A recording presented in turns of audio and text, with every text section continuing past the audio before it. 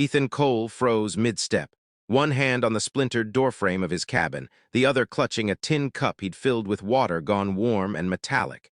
He hadn't slept more than an hour at a time in months.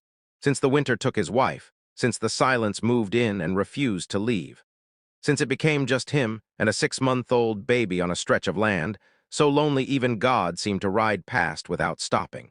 The cry came again, weaker this time. "Easy, little one," Ethan whispered, though his voice shook. "Pa's here." He crossed the one-room cabin in 3 strides, lifting the baby from a makeshift cradle lined with his late wife's shawl. The child's skin was hot, too hot. Ethan pressed his forehead to the baby's, panic rising like a tide he couldn't outrun. For 5 months, Ethan had waited for help. Letters sent east never returned. Riders promised by the county never came.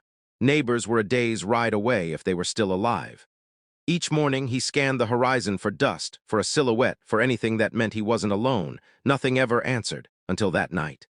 Before we continue this powerful story, make sure to like, share, and subscribe to Quiet Trails Stories, where every story reminds us that kindness still matters. Ethan hadn't planned to step outside. The night air was cold, the sky heavy with stars that felt more like witnesses than comfort. But the baby wouldn't settle, and something, call it instinct or desperation, pulled him to the door. That's when he saw her. She stood just beyond the reach of the lantern's glow, still. Watching, Ethan's heart slammed. His hand went to the rifle by the door, fingers trembling. She raised her palms slowly, a universal sign of peace. She was Apache. Her dark hair was braided with strips of cloth. A weathered blanket rested on her shoulders. Her eyes, sharp but not cruel, were fixed on the baby. "He is sick," she said softly, her English careful, accented but clear. "I heard him crying for many nights." Ethan swallowed. You heard him," she nodded. "The land carries sound, pain carries farther."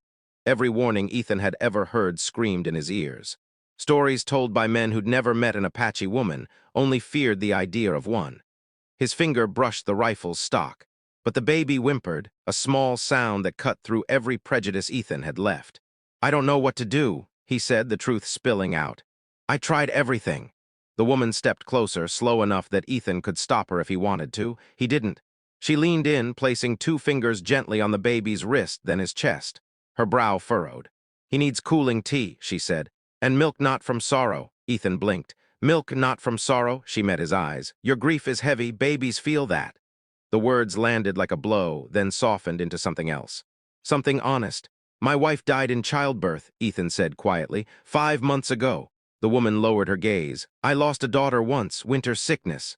Silence stretched between them, not empty but shared.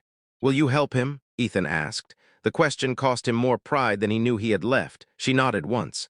"Yes." She moved through the cabin like she'd been there before, as if sorrow had its own map. From her pouch, she took dried leaves, crushing them with a stone. She asked for water. Ethan brought it, sloshing from nerves. As the tea steeped, she hummed, low, steady. The baby's cries softened, then slowed. Ethan watched, stunned, as peace filled the room inch by inch.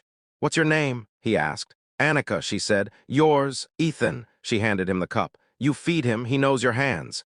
He did, carefully, the baby drinking just enough. Minutes passed, the child's breathing eased. His eyes fluttered closed. Ethan exhaled for the first time in months. "You didn't come sooner," he said, not accusing, just wondering. Annika tied her pouch. "Your cabin had a sign." "A sign?" She gestured to the rifle marks above the door. "Fear, but tonight your door was open." Ethan felt something break inside him, not pain, relief. Annika stayed until dawn. She showed Ethan how to cool the baby's fever, how to hold him when the crying returned, how to sing, not words, just tone. She told him which roots helped strength, which plants calmed fear. When the sun rose, she turned to leave. "Wait," Ethan said. "I owe you." She shook her head. "Kindness is not a trade." He hesitated, then asked, "Will you come back?" Annika looked at the baby, now sleeping peacefully in the cradle.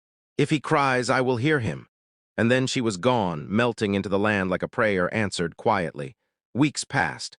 The baby grew stronger. Ethan followed Annika's teachings, and something else began to heal too himself.